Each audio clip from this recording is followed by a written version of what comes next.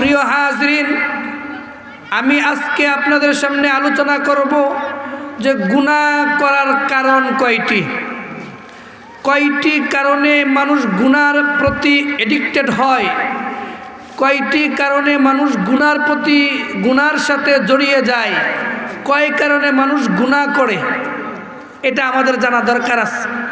কারণ ওইগুলো যদি আমরা না জানি তাহলে গুনাহ থেকে বাঁচবো কিভাবে? ঠিক না বেঠিক? মানুষ কয় কারণে গুনার সাথে জড়িয়ে পড়ে, কয় কারণে মানুষ গুনাহ করে। প্রিয় হাজরিন, গুনার সয়লাভ হয়ে গেছে এই পৃথিবী, যেদিকে তাকাই গুনাহ আর গুনাহ, যেদিকে তাকাই গুনাহ আর গুনাহ। ঠিক না বেঠিক? গুনাহ থেকে বাঁচতে চাইলেও গুনাহ আপনাকে বাঁচতে দিবে না। ঠিক না বেঠিক?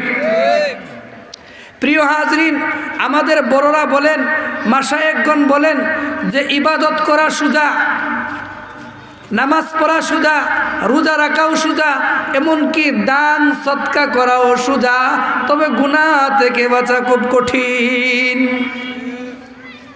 এজন্য প্রত্যেকটা মানুষই গুনাহ করে তার স্বভাব অনুযায়ী। এই ব্যাপারে আল্লাহ সুবহানাহু ওয়া তাআলা সূরা বনী ইসরাঈলের 84 নম্বর আয়াতে বলেন, কুল্লু ইয়ামালু আলা শাকিলাতি, প্রত্যেকটা মানুষই গুনাহ করে তার স্বভাব অনুযায়ী। কেউ গুনাহ থেকে রেহাই নাই। মুরব্বীরাও গুনাহ করে, রাস্তার মোড়ে মোড়ে দাঁড়ায়, চায়ের দোকানে বসে আর কুচিন্তা অন্তরে লালন করে। ঠিক না ঠিক? যুবকরা গুনাহ করে আরো বেশি। কেমনে করে? এই বর্তমানে মোবাইলের জগতে তারা যখন রাত 10টা বাজে তখন ফেসবুক চালায়, ইউটিউব চালায়, আরও যত রাত গভীর হয় তারা পর্নোগ্রাফি, পর্নো মুভি, ইন্টারনেটের জগতে, অশ্লীলতার জগতে হারিয়ে যায়। ঠিক না ঠিক? তো সকলেই গুনাহ করে, এবং কি বাচ্চারাও গুনাহ করে, মহিলারাও গুনাহ করে, এমনকি আলেম ওলামারাও গুনাহ করে। আলেম ওলামাদের ব্যাপারে আমাদের মাশায়েখগণ বলেন, ওলামা কা শয়তান ওলামা হোতা হে। আলেম ওলামারাও গুনাহ করে। আলেম ওলামাদের ব্যাপারে মাশায়েখগণ বলেন যে আলেমদের শয়তান আলেম টাইপে আসে। তো প্রিয় হাজরিন, গুনাহ করার কারণ কয়টি? গুনাহ করার কারণ হচ্ছে 6টি। গুনাহ করার কারণ কয়টি? বলেন নাউজুবিল্লাহ, জোরে বলি নাউজুবিল্লাহ। 1 নাম্বার কারণ হচ্ছে ইমানের দুর্বলতা। 1 নাম্বার কারণ হচ্ছে ইমানের দুর্বলতা।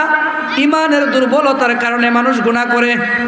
2 নাম্বার কারণ হচ্ছে অসৎ সঙ্গ, খারাপ ছেলেদের সাথে মিশা, এই ছেলেটাও খারাপ হয়ে গেছে। ঠিক না ঠিক?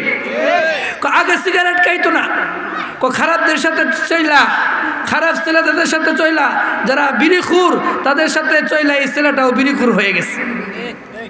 ঠিক না ঠিক? 3 নাম্বার কারণ হচ্ছে গুনাহ করার দৃষ্টির হেফাজত। এই যে তাকাইছে তো তাকাইছেই, আর দৃষ্টি নামায় না। আল্লাহ সুবহানাহু ওয়া তাআলা বলেন, আলাম নাজআল লাহু আইনাইন, ওগো বান্দারা, আমি কি তোমাকে 2 চক্ষু দেই নাই? 2 চক্ষু আমি দিলাম, আর তুমি যে তাকাইলা নির্দিষ্ট জিনিসের দিকে, অশ্লীলতার দিকে, তুমি যে তোমার ফেসবুকে তুমি অশ্লীলতা দেখলা, তোমার মোবাইলে অশ্লীলতা দেখলা, এই চক্ষুকে আমি আল্লাহ তোমাকে দেই নাই। ঠিক না ঠিক? 3 নাম্বার কারণ হচ্ছে 4 নাম্বার কারণ হচ্ছে গুনাহ করার 4 নাম্বার কারণ হচ্ছে বেকারত্ব। কাজ কাম নাই, বেকার বসে থাকে আর খালি গুনাহ করে। চায়ের দোকানে বসা অশ্লীলতার আলাপ করে, গীবত করে, মানুষের দোষ ধরে। ঠিক নেবে ঠিক? 5 নাম্বার কারণ হচ্ছে গুনাহ করার, গুনাহকে গুনাই মনে করে না, গুনাহকে হালকা মনে করে। 6 নাম্বার কারণ হচ্ছে রাস্তার হক আদায় করে না। ওই 6 কারণে মানুষ গুনাহ করে, গুনার প্রতি এডিক্টেড হয়, গুনার প্রতি আসক্ত হয়। ঠিক না ঠিক? আচ্ছা, 1 নাম্বার কারণ হচ্ছে ইমানের দুর্বলতা। আমার যে ইমানের দুর্বলতা আছে, আমি এটা কিভাবে বুঝবো? ঠিক না ঠিক? আমরা কিভাবে বুঝবো ইমানের দুর্বলতা? আমরা বুঝবো 3টি আলামত পাওয়া গেলে।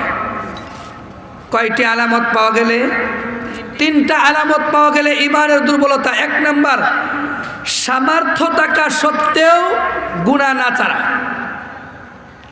যেমন আমার কাছে মোবাইল আছে, রাত বাজে 10টা, আমি ইচ্ছা করলে ইন্টারনেট ওয়াইফাইটা বন্ধ করে দিয়ে ঘুমাইতে পারি, কিন্তু না, রাত যত গভীর হয় আমি অশ্লীলতার জগতে হারিয়ে যাই। ঠিক না ঠিক?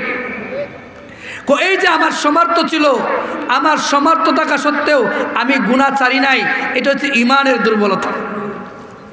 প্রিয় হাজরিন, প্রিয় মুসলমান ভাইরা, এটা হচ্ছে ইমানের দুর্বলতা। 2 নাম্বার উদাহরণ আসুন, যে আমি মিথ্যা কথা বললে মিথ্যা কথা ছেড়ে দেওয়ার আমার শক্তি আছে, সামর্থ্য আছে, কিন্তু আমি ছাড়ি নাই, এটা ইমানের দুর্বলতা। ইমানের দুর্বলতার 2 নাম্বার আলামত হচ্ছে যে নেক কাজ শুনলে খারাপ লাগে, জ্বলে।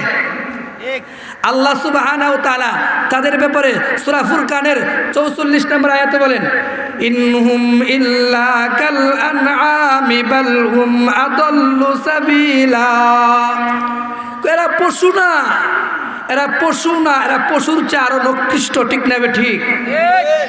ওই যে দেখেন আলেম উলামাদের গায়ে হাত তুলছে, এমনকি ইস্তেমার ময়দানে 4 জন মানুষকে তারা শহীদ করে দিয়েছে। ঠিক না ঠিক? আল্লাহ সুবহানাহু ওয়া তাআলা বলেন, তারা মানুষ না, তারা মানুষ নামের জানোয়ার। ঠিক না ঠিক? কোরআন হাদিসের কথা শুনলে তার কাছে খারাপ লাগে, ভালো লাগে না। এই যে দেখেন আজকে যে মাহফিলটা, ওই মাহফিলের মধ্যে কতজন মানুষ আসবে?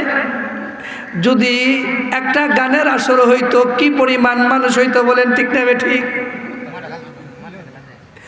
এই ইমানের দুর্বলতার 2 নাম্বার কারণ হচ্ছে যে নেক কাজ শুনলে তার কাছে খারাপ লাগে।